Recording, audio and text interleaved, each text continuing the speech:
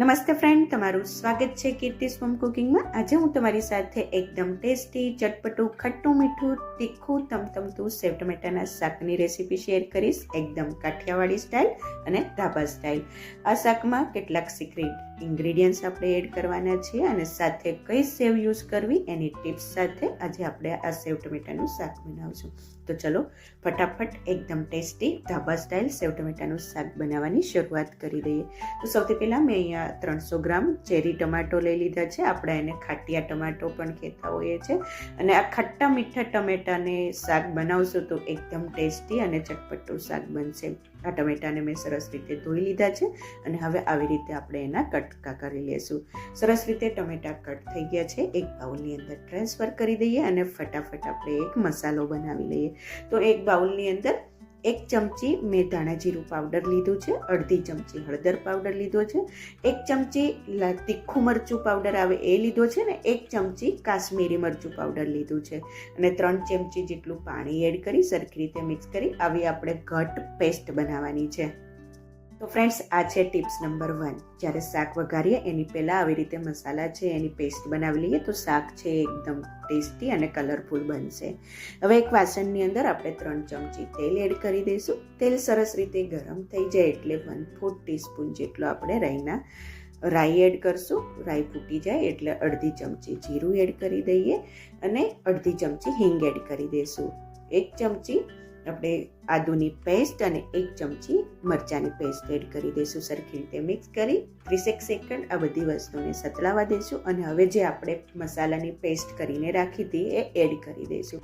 આવી રીતે વઘાર કરતી વખતે પહેલાં મસાલાની પેસ્ટ એડ કરવાથી એકદમ સરસ એવો શાકનો કલર આવશે, સરસ એવો ફ્લેવર આવશે અને મસાલા પણ બળશે નહીં.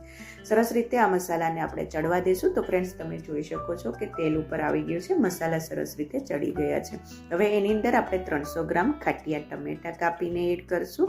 સ્વાદ પ્રમાણે મીઠું એડ કરી દઈએ એટલે ટમેટા છે એ સરસ રીતે ચડી જાય. જો તમારી પાસે ખાટિયા ટમેટા ના હોય તો તમે નોર્મલ ટમેટા પણ યુઝ કરી શકો છો, પણ એકવાર ખાટિયા ટમેટાનું શાક બનાવજો, ખૂબ જ ટેસ્ટી શાક બને છે. ઢાંકણ ઢાંકી 3 થી 4 મિનિટ આ ટમેટાને આપણે ચડવા દઈશું. તો ફ્રેન્ડ્સ, તમે જોઈ શકો છો 3-4 મિનિટ પછી સરસ રીતે ટમેટા ચડી ગયા છે. હવે આની અંદર ટિપ્સ નંબર 2, 3 ટમેટાની મેં પ્યુરી બનાવીને એડ કરી છે. તેનાથી શાક છે એકદમ ગ્રેવીવાળું થશે, કલરફુલ થશે અને ટેસ્ટી થશે. એટલે ટમેટા તો એડ કર્યા જ છે પણ સાથે આપણે ટમેટાની પ્યુરી પણ એડ કરવાની છે. તો ફ્રેન્ડ્સ, તમે જોઈ શકો છો સરસ રીતે ટમેટા અને પ્યુરી સરસ રીતે ચડી ગયા છે. ટિપ્સ નંબર 3, હવે આપણે આની અંદર 3 થી 4 ચમચી અથવા 1/4 કપ આપણે દહીં એડ કરશું. દહીં એકદમ મોળું તાજું લેવાનું છે અને ક્રીમી હોય એવું દહીં લેવાનું છે. આવું કરવાથી સરસ રીતે આ શાકની અંદર એનો ટેસ્ટ આવશે, એનો કલર આવશે અને એકદમ ધાબા સ્ટાઇલ બનશે.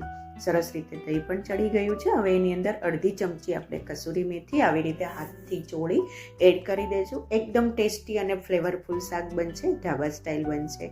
આની અંદર હવે એની કેટલીક ફ્લેવર માટે અડધી ચમચી ધાણા જીરું પાવડર એડ કરશું, અડધી ચમચી ગરમ મસાલો એડ કરી દઈશું. સરખી રીતે મિક્સ કરી ફરીથી આ બધા મસાલાને આપણે ચડવા દઈશું. ધાણા જીરું આપણે પહેલાં પણ એડ કર્યું છે પણ ઉપરથી એડ કરવાથી એની સરસ એવી ફ્લેવર આવશે. તો ફ્રેન્ડ્સ, તમે જોઈ શકો છો શાકની ગ્રેવી બની ગઈ છે. હવે 2 કપ પાણી એડ કરી દઈ. જરૂર પડે તો થોડુંક વધારે એડ કરવાનું. હું અત્યારે 2 કપ પાણી એડ કરી, બને તો ગરમ પાણી એડ કરવાનું અને સરખી રીતે મિક્સ કરી પાણી ઉકળે ત્યાં સુધી આ શાકને આપણે ચડવા દઈશું. ત્યાં સુધી આપણે સેવ જોઈ લઈએ કેવી યુઝ કરવાની છે. તો ફ્રેન્ડ્સ, મેં અહીંયા 3 પ્રકારની સેવ લઈ લીધી છે. તમે જોઈ શકો છો આ છે ઝીણી, જે આપણે ચાટમાં કે ભેળમાં જે સેવ યુઝ કરતા હોય છે આ સેવને આપણે શાકમાં યુઝ નથી કરવાની. આનાથી શાક છે એ સારું નહીં બને. અને આ છે મીડિયમ સેવ. આનું તમે શાક બનાવી શકો છો પણ જ્યારે તમે સર્વ કરો શાકને ત્યારે તમારે એડ કરવાનું, એટલે સેવ છે એ થોડીક ક્રંચ રહે શાકમાં. અને આ છે થોડીક જાડી સેવ.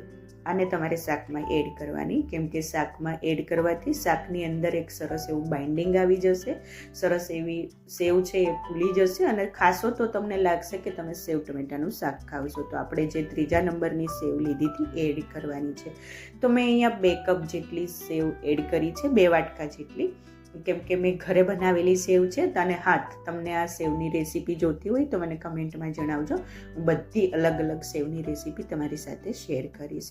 તો સરસ રીતે સેવને એડ કરી મિક્સ કરી દઈશું. તો આપણું ધાબા સ્ટાઇલ, રેસ્ટોરન્ટ સ્ટાઇલ એકદમ ટેસ્ટી એવું ખાટું મીઠું તીખું તમતમતું સેવ ટમેટાનું શાક બનીને રેડી થઈ ગયું છે. તો આ ટાઈમે હવે આપણે ગેસની ફ્લેમ બંધ કરી દઈશું. થોડીક ગ્રેવી હોય ત્યારે ગેસને બંધ કરી દેવાનો, કેમ કે 5 મિનિટ પછી હજી આ શાક થોડુંક છે એ ઘટ થશે. ઉપરથી ઝીણી સમારેલી કોથમીરથી ગાર્નિશ કરી દઈશું. લાસ્ટ સિક્રેટ ઇન્ગ્રીડિયન્ટ્સ જો તમારી પાસે હોય અને ખાતા હોય તો લીલું લસણ એડ કરવાનું. એનાથી ખૂબ જ સરસ એવી ફ્લેવર અને ટેસ્ટ બંને આવશે. તો આપણું એકદમ ટેસ્ટી, ચટપટું, ખાટું મીઠું, તીખું તમતમતું કાઠિયાવાડી સ્ટાઇલ સેવ ટમેટાનું શાક બનીને રેડી થઈ ગયું છે. ચોક્કસથી એકવાર આવી રીતે બનાવીને ટ્રાય કરજો. ખૂબ જ ટેસ્ટી શાક બને છે. ગરમ ગરમ સેવ ટમેટાના શાકને હવે આપણે સર્વ કરી દઈશું.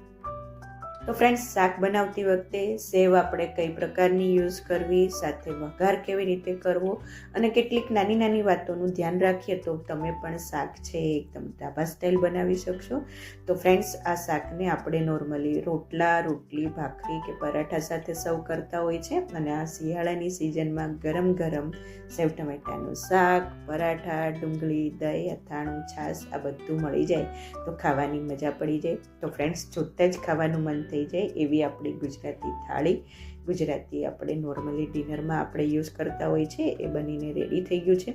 ચોક્કસથી એકવાર આ રેસીપી બનાવીને ટ્રાય કરજો અને મને કમેન્ટમાં જણાવજો કે તમને મારી આ રેસીપી કેવી લાગી.